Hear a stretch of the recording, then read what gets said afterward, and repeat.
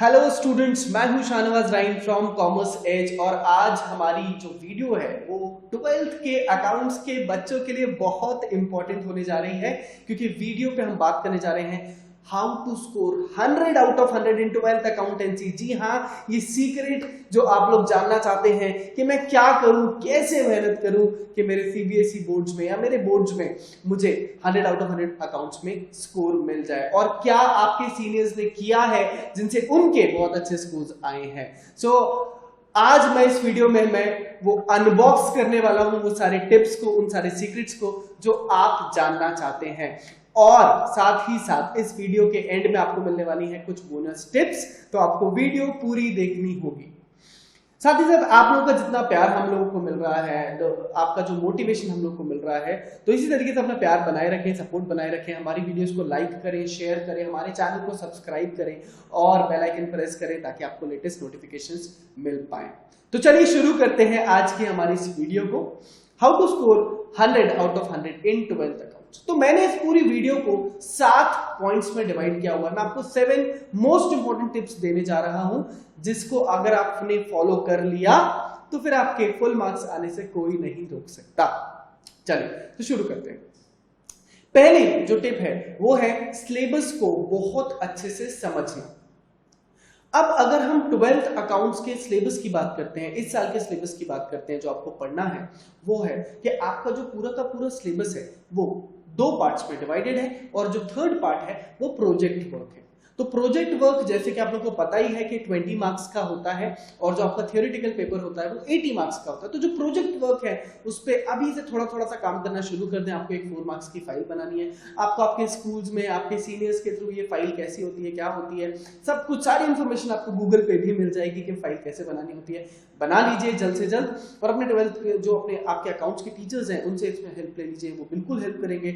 और जो 20 मार्क्स होते हैं स्कूल्स के पास होते हैं, तो स्कूल्स कभी नहीं चाहते कि बच्चों के 20 मार्क्स में से कुछ भी मार्क्स डिडक्ट हो। So every teacher wants to give you marks, और खासकर आपके जो स्कूल के टीचर्स हैं तो यही चाहते हैं कि आपके फुल मार्क्स आ जाएं। तो 20 मार्क्स तो आपके हाथ में है। कैसे हाथ में है कि आपको 4 मार्क्स की फाइल बनानी है, जो कि आपको गूगल, आपके सीनियर्स, आपके स्कूल टीचर्स और कॉमर्स एज भी डेफिनेटली सपोर्ट कर देगा, तो आपकी फाइल बन जाएगी। रही बात 4 मार्क्स के वाइवा की, तो बहुत जेनरिक से क्वेश्चंस होते हैं जो आपने 11th अकाउंट्स पढ़ा हुआ है, 12th में जो आप एनपीओ पार्टनरशिप वगैरह पढ़ेंगे, इसके ऊपर बहुत जेनरिक से क्वेश्चंस होते हैं। और हम तो कॉमर्स के बच्चे, हम जानते हैं कि हमारा रोल नंबर अगर पीछे आने वाला है तो हमें पता होगा कि आगे क्या पूछा जाने वाला है। ऑल्दो स्कूल के टीचर्स भी इसमें आपकी हेल्प कर देंगे कि वाइवा में क्या पूछा जाता है। जनरली बहुत जनरल क्वेश्चंस पूछे जाते हैं। तीसरा जो पार्ट है वो है 12 मार्क्स का टेस्ट। ये भी मैं आपको एक टिप दे दूं तो ये जो 12 मार्क्स का पेपर होता है ये भी एक्सटर्नल और आपके टीचर मिलकर ही बनाते हैं, और काफी हद तक जो स्कूल के टीचर्स होते हैं वो आपको काफी इंपॉर्टेंट क्वेश्चंस आपको पहले से ही दे देते हैं। तो जब ये पेपर होने वाला होगा उसके आपको कुछ दिन पहले इंपॉर्टेंट क्वेश्चंस आपके टीचर्स दे देंगे, तो इससे आपको काफी सपोर्ट मिल जाएगा कि आपको ये 20 मार्क्स कैसे स्कोर करने हैं। तो मुझे लगता है कि 20 मार्क्स तो आपके हाथ में ही है, तो उसकी आपको टेंशन लेने की जरूरत नहीं है। जो मेन बात है वो है 80 मार्क्स का वो जो पेपर हमारा होने वाला है। अब बात करते हैं उस 80 मार्क्स को हम कैसे स्कोर करें। तो हमारा पहला जो पॉइंट है वो है the explanation of syllabus, the understanding of syllabus. Syllabus जो है वो आपका 2 पार्ट्स में डिवाइडेड है। जो पार्ट ए है वो बात करता है नॉन प्रॉफिट ऑर्गेनाइजेशंस के ऊपर, पार्टनरशिप्स के ऊपर और कंपनी अकाउंट्स के ऊपर। नॉन प्रॉफिट ऑर्गेनाइजेशंस के अंदर अगर आप इस चैप्टर को पढ़ने जाते हैं तो सबसे पहले तो आप इस पूरे के पूरे चैप्टर को A to Z, क्योंकि आप पहली बार कोई ऐसी चीज पढ़ रहे हैं, इससे मिलता जुलता आपने 11th में कुछ नहीं पढ़ा है, तो प्लीज इस चैप्टर का एक एक चीज बहुत ध्यान से पढ़ें, क्योंकि ये 10 मार्क्स का चैप्टर है। इसकी थ्योरी कवर करें, इसके जो छोटे मोटे इलस्ट्रेशंस हैं, जो छोटी छोटी सी चीजें हैं, सब्सक्रिप्शंस कैसे निकालते हैं, जो कंज्यूमेबल आइटम्स हैं वो कैसे निकाले जाते हैं, इस तरीके से वो सारी चीजों को आपको पढ़ना चाहिए। उसी तरीके से पार्टनरशिप में जो बंडल ऑफ चैप्टर्स हैं वो पूरे पूरे गो थ्रू करें। तो पहली बार जब आप अकाउंट्स पढ़ रहे हैं, 12th का पहली बार जब आप अकाउंट्स पढ़ेंगे, तो मेरी आपको ये जो टिप है वो ये है कि अपने पूरे सिलेबस के हिसाब से पूरे के पूरे चैप्टर्स को A to Z पढ़ लो। जो दूसरी टिप है वो है द इंपॉर्टेंट टॉपिक्स। अब जब आप एक बार पूरा सिलेबस पढ़ चुके होंगे तो आपके पास होता है सेकंड राउंड ऑफ रिवीजन वाली बात, कि अब हम रिवाइज कैसे करें। तो रिवीजन कैसे करते हैं, तो पहले तो हमें पिक करने होंगे हमारे इंपॉर्टेंट टॉपिक्स। इंपॉर्टेंट टॉपिक्स क्या है तो वो मैं आपको जल्दी से बता देता हूं कि 12th अकाउंट्स में नॉन प्रॉफिट ऑर्गेनाइजेशन के अंदर आपका जो सब्सक्रिप्शन वाला पार्ट है, फंड अकाउंटिंग वाला पार्ट है और जो फुल लेंथ क्वेश्चन है जहां पर आपको इनकम एक्सपेंडिचर और बैलेंस शीट, ओपनिंग और क्लोजिंग दोनों बैलेंस शीट से पूछी जाएंगी। इन तीन चीजों को बहुत अच्छे से प्रैक्टिस करें। उसके बाद अगर मैं आपको पार्टनरशिप की बात बताऊं तो पार्टनरशिप में जो फंडामेंटल चैप्टर है past adjustment, PNL adjust, PNL appropriation account और पार्टनर्स कैपिटल अकाउंट, ये वाला पार्ट और पास्ट एडजस्टमेंट वाला पार्ट, इसको बहुत अच्छे से प्रैक्टिस कर लें। बाकी के बचे हुए चैप्टर में एडमिशन और रिटायरमेंट, इसमें फुल लेंथ क्वेश्चंस प्रैक्टिस करें, ट्रीटमेंट ऑफ गुडविल और जो फुल लेंथ क्वेश्चंस है उनकी प्रैक्टिस करें। डिसोल्यूशन में रियलाइजेशन अकाउंट बहुत अच्छे से बनाना सीखें, उसकी जर्नल एंट्रीज की बहुत ज्यादा प्रैक्टिस करें। शेयर्स के अंदर issue of shares and forfeiture and reissue of shares के क्वेश्चंस उठा लें, जहां पर शेयर्स इशू हो रहे हैं, फोरफीट भी हो रहे हैं और फिर से री इशू भी हो रहे हैं और कुछ क्वेश्चंस जहां पर कैश बुक्स भी आपको बनानी पड़ती हैं, वो वाले क्वेश्चंस पिक कर लें। डिबेंचर्स में इशू ऑफ डिबेंचर्स पे ज्यादा फोकस करें। अगर मैं बात करता हूं पार्ट बी की, तो पार्ट बी में आपके जो इंपॉर्टेंट टॉपिक्स हैं उसमें से रेशियोज वाला chapter, comparative common size income statement वाला चैप्टर और आखिरी बचता आपका कैश फ्लो। तो कैश फ्लो में भी तीनों एक्टिविटीज जहां पर आ रही हैं वो पूरा का पूरा कैश फ्लो आप पढ़ लें ध्यान से। तो ये तो रहे इंपॉर्टेंट टॉपिक्स की बात। टिप नंबर 3 जो है कि प्रैक्टिस इज द की। आपको प्रैक्टिस बहुत ध्यान से करना है। आप ये ना समझें कि अकाउंट्स जो है वो थ्योरी और प्रैक्टिकल दोनों है, तो आप थ्योरी अगर स्ट्रॉन्ग कर लेंगे प्रैक्टिकल वीक रखेंगे तो आप बच जाएंगे, या आप थ्योरी क्वेश्चंस करके आ जाएंगे तो आप बच जाएंगे। ऐसा नहीं होने वाला है। अगर आपको फुल मार्क्स स्कोर करने, आपको 80 आउट ऑफ 80 लाना है उस थ्योरेटिकल पोर्शन में, तो प्रैक्टिस बहुत सारी करनी होगी। तो प्रैक्टिस करने के लिए क्या किया जाए? प्रैक्टिस करने के लिए आप एनसीईआरटीज तो है ही हमारे पास, एनसीईआरटीज में but the number of questions are very less, तो इसीलिए किसी न किसी रिफ्रेशर बुक को साथ ही साथ पिक कर लें। अब रिफ्रेशर्स में अगर हम जाते हैं तो बहुत सारे रिफ्रेशर्स अवेलेबल हैं। टीएस ग्रेवाल है, डीके गोयल है, एबीडी है, देन हमारे पास अरिहंत की चैप्टर वाइज बुक्स आती हैं। इसके अलावा हमारे पास सुभाष डे है, उसके अलावा हमारे पास संदीप गर्ग है, बहुत सारी बुक्स हैं, पीसी तुलसियंस है। बट आपको जो बुक ठीक लगे, जिसमें आपको लगे कि इसमें मेरे जो प्रैक्टिस है वो अच्छे से हो जाएगी, या जो आपके स्कूल्स में सालों से चली आ रही हैं बुक्स, उनको पिक कर लें। और डेफिनेटली आपके स्कूल्स में ये चीज बताई जाती होंगी कि आपको कौन से रिफ्रेशर को पिक करना है। अगर मेजॉरिटी ऑफ स्कूल्स की हम बात करें तो कुछ ही बुक्स हैं जो कि all over the India famous हैं, वो है ग्रेवाल और गोयल और एबीडी। ये तीन बुक्स बहुत ज्यादा चलन में चलती हैं, तो इन बुक्स को आप पिक कर सकते हैं। स्टेप नंबर 4 है कंसिस्टेंसी। देखिए, अगर आपने प्रैक्टिस नहीं की, आपने कंसिस्टेंसी मेंटेन नहीं की, आपने कुछ दिन अकाउंट्स पढ़ा हफ्ते में और फिर आप बाकी दिन कुछ नहीं पढ़ रहे हैं, या आप जब जब एग्जाम आता है तभी पढ़ते हैं, अगर आप उस टाइप के बच्चे हैं तो आप बाकी सब्जेक्ट्स में तो बहुत अच्छा कर लेंगे, पर अकाउंट्स में डेफिनेटली आप 80 तो स्कोर नहीं कर पाएंगे। आपके शायद वो 20 मार्क्स भी आपको मिल जाए, पर आप 80 में से 80 नहीं ला पाएंगे। तो अगर आपको वो जो गोल्डन फिगर है 100 का, उसको अचीव करना है तो डेफिनेटली आपको डे 1 से एक प्रैक्टिस शेड्यूल बनाकर चलना होगा और उसे कंसिस्टेंटली फॉलो करना होगा। चाहे आप आधे घंटे पढ़ें, it is not the matter of how many hours you are studying, it is a matter of the quality of studies. आप कितनी क्वालिटेटिवली पढ़ रहे हैं, आप कितना क्वालिटी टाइम दे रहे हैं अकाउंट्स को। आप आधा घंटा दें, 1 घंटा दें, 3 घंटा दें, पर आप सिर्फ किताब खोल के बैठे हैं और आप रैंडम क्वेश्चंस कर रहे हैं, आपके पास कोई टाइम टेबल नहीं है, कोई चार्ट नहीं है कि भाई मुझे सितंबर में यहां तक खत्म करना है, मुझे अक्टूबर में ये वाले जो टॉपिक्स हैं ये खत्म कर लेने चाहिए, मेरा नवंबर तक सिलेबस खत्म हो जाना चाहिए। अगर ऐसा कोई एकेडमिक कैलेंडर प्लान नहीं है तो मैं एक और वीडियो आपके लिए लाने वाला हूं, वो आपका एकेडमिक कैलेंडर प्लान करवा देगा। बट याद रखिएगा, उस वीडियो में भी मैं यही बताऊंगा कि वो कंसिस्टेंसी से ही काम होगा। अगर आप अकाउंट्स में फुल मार्क्स लाना चाहते हैं तो आपको कंसिस्टेंटली बहुत सारी प्रैक्टिस करनी होगी। कंसिस्टेंसी का मतलब यही है बेटा कि आपको डेली अकाउंट्स को कुछ टाइम देना होगा। वो कुछ टाइम किसी बच्चे का रात का टाइम हो सकता है, कुछ स्टूडेंट्स के लिए वो दिन का टाइम हो सकता है, कुछ स्टूडेंट्स के लिए सुबह का टाइम हो सकता है। ये बिल्कुल भी डिफाइंड नहीं है कि आपको सुबह ही पढ़ना है, आपको रात को नहीं पढ़ना है, या आपको रात को ही पढ़ना है। ऐसी कोई डेफिनेशंस नहीं है, ये सब मिथ है। आप अपने आप को पिछले 12 साल से देख रहे हो, आप स्कूल स्टडीज में 12 साल से, आपका 12th ईयर चल रहा है। You know yourself better than anyone else. आपको पता है कि आप कब पढ़ पाते हो। अगर आप रात को अच्छे से पढ़ पाते हो तो आप रात को पढ़ो, कोई जरूरी नहीं है कि आप सुबह ही पढ़ो, दोपहर में ही पढ़ो। अगर आप दोपहर में पढ़ पाते हो तो आप दोपहर में पढ़ो, और जो बच्चे सुबह पढ़ पाते हो वो सुबह पढ़े। बट कहने का मतलब ये है बेटा कि आपको कंसिस्टेंट रहना होगा। आपको हर दिन अकाउंट को कुछ टाइम तो देना पड़ेगा। और जैसे बोलते हैं कि बूंद बूंद से घड़ा जो है वो भर जाता है, उसी तरीके से अकाउंट्स में भी है। अगर आपने डेली प्रैक्टिस करी है तो फिर आपके फुल मार्क्स आने पक्के हैं। ये थी मेरी 4th टिप। 5th टिप है रिवीजन के ऊपर। तो जब आप एक बार पूरा सिलेबस कर लेंगे, अब आपको इंपॉर्टेंट टॉपिक्स भी पता चल चुके हैं और आप कंसिस्टेंट हैं, तो एक पर्टिकुलर डे लें, एक पर्टिकुलर टाइम सोचें कि मेरा इस पर्टिकुलर डेट तक मेरा सिलेबस खत्म हो जाना चाहिए और उसके बाद से मुझे रिवीजन करना है। रिवीजन कैसे करना है? तो रिवीजन आपको ऐसे करना है कि आपने जितना भी सिलेबस पढ़ते टाइम फर्स्ट टाइम पढ़ा था, उसमें जो नोट्स बनाए थे, उन नोट्स को रिवाइज करना है। सारे चैप्टर्स के कॉन्सेप्ट्स को फिर से पढ़ना है। इट डजंट मैटर्स कि आपका कोई चैप्टर बहुत स्ट्रॉन्ग है या बहुत वीक है, आपको फिर से स्क्रैच से सारे कॉन्सेप्ट्स को रिवाइज करना होगा।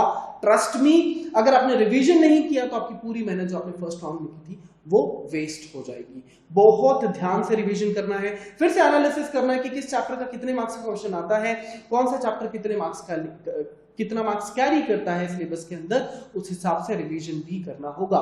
जो ज्यादा इंपॉर्टेंट टॉपिक्स हैं उनको ज्यादा रिवाइज करो, जो कम इंपॉर्टेंट टॉपिक्स हैं उनको कम रिवाइज करो, बट हर एक टॉपिक को रिवाइज करना होगा।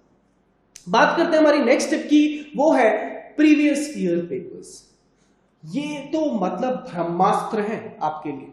अगर आपने पिछले 5 साल के, और अगर आप और पीछे जाना चाहते हैं तो 7 इयर्स, 5 इयर्स या 7 इयर्स और मिनिमम 3 इयर्स, तो 3, 5, 7, अगर इनमें से अगर आपने 3 इयर्स या 5 इयर्स या 7 इयर्स के पेपर उठा लिए और इनको बहुत अच्छे से स्कैन कर लिया। बहुत अच्छे से स्कैन करने का मतलब समझते हो क्या होता है? स्कैन करने का मतलब है कि इस चीज को इतने अच्छे से समझ लिया जाए कि किस चैप्टर का किस टाइप का क्वेश्चन आ रहा है, कौन सा चैप्टर कितने मार्क्स का आ रहा है और किस चैप्टर से किस पर्टिकुलर टॉपिक के ही क्वेश्चंस आ रहे हैं। तो जो 80 में से 80 स्कोर करना चाहते हैं इस थ्योरेटिकल पेपर में, 100 आउट ऑफ 100 अकाउंट्स में लाना चाहते हैं, वो एक चार्ट बनाए, वो 7 इयर्स के पेपर उठा ले।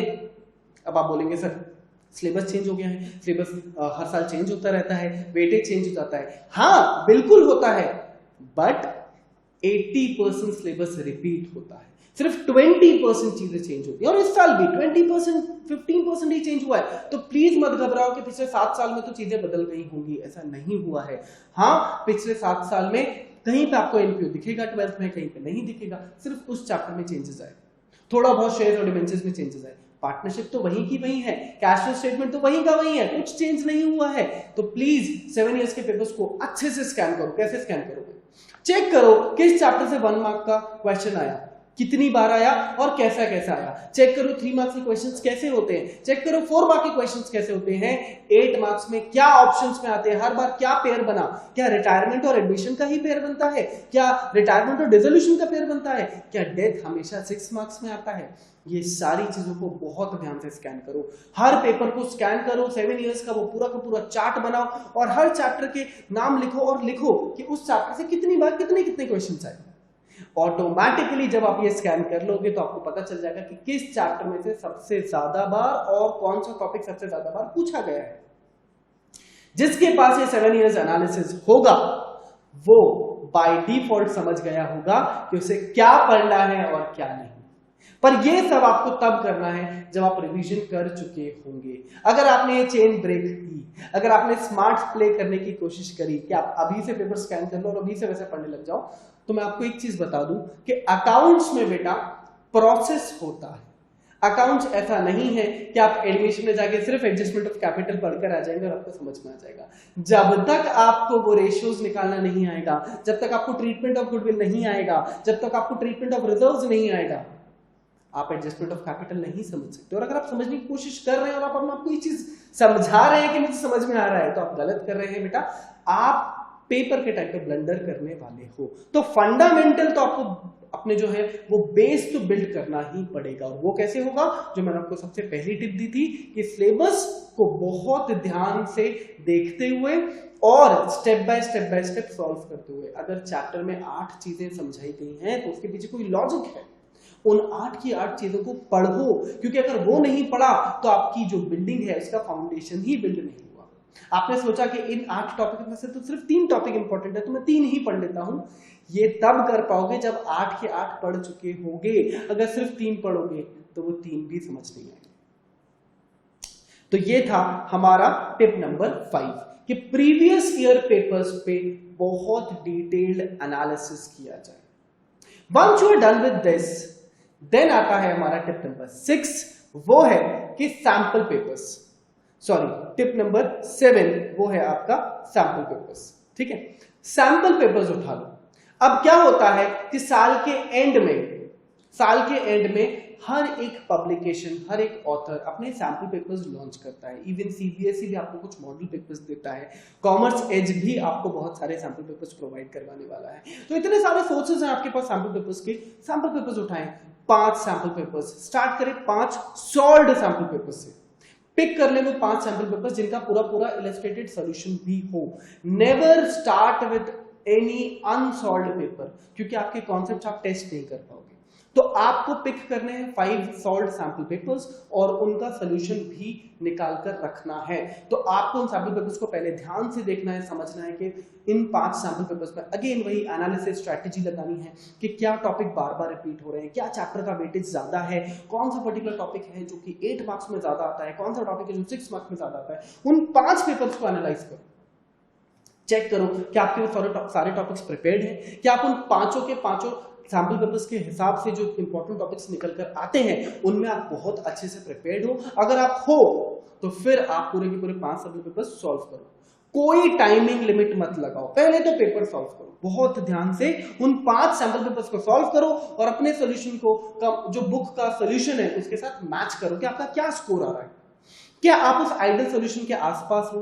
अगर आप 50 से 60% सॉल्यूशन से मैच कर गए हो मतलब आप सही ट्रैक पे हो।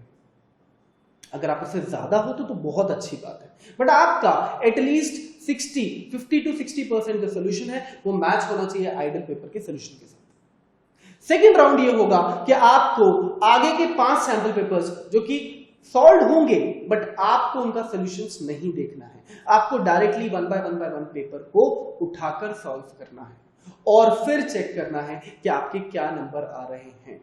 अगर वो आगे के 5 सैंपल पेपर्स में आप स्कोर कर पाते हैं 80 में से, मान लेते हैं 60 आपका स्कोर आ रहा है, 65 आपका स्कोर आ रहा है, तो आपने इंप्रूव किया। बट अगर आपका स्कोर 50 आ रहा है, 60 के नीचे आ रहा है, 65 के नीचे आ रहा है, तो मतलब आपने वो 5 सैंपल पेपर्स में उतनी मेहनत नहीं करी जितनी आपको करनी चाहिए थी। तो जो second set of sample papers है वहां पर आपका स्कोर 65 एटलीस्ट आना चाहिए, आउट ऑफ 80 की बात कर रहा हूं मैं। लास्ट में फिर कुछ सैंपल पेपर्स उठाओ और उनमें टारगेट करो कि मुझे 80 में से 80 लेकर आना है। आपके 65 तो आ रहे हैं पर वो 15 नंबर कहां कट रहे हैं, फिर उसके ऊपर मेहनत करो। उन 5 सैंपल पेपर्स में ये चीज ढूंढो कि आपने वो 15 नंबर कहां गवाए। क्या वो 15 नंबर हर बार आपके सेम एरियाज में ब्रेक हो रहे हैं, वहीं पे लूज हो रहे हैं? उन एरियाज को पिक करो, उन पे फिर से मेहनत करो और फिर पेपर्स लिखो। अगर आपने इन 7 टिप्स को फॉलो कर लिया तो आई can give you a guarantee you're going to score 100 out of 100 in your 12th accountancy. No one is going to stop you. इसके अलावा कुछ और आपको नहीं करना है, बस इतना ही करना है। अब जैसे कि मैंने आपको प्रॉमिस किया था कि मैं वीडियो के एंड में आपको दूंगा कुछ बोनस टिप्स। तो बोनस टिप्स में टिप नंबर 1 है बेटा कि जब आप सिलेबस को बहुत ध्यान से देखें तो सिलेबस में सबसे पहले मार्क कर लें, रेड लाइन से मार्क कर लें कि कौन से चैप्टर्स का वेटेज सबसे ज्यादा है। जब भी उन चैप्टर्स को पढ़ें, चाहे आप पहली बार पढ़ रहे हो, रिवीजन करते टाइम पढ़ रहे हो, सैंपल पेपर्स टाइम देख रहे हो, उन पे एक्स्ट्रा फोकस करो।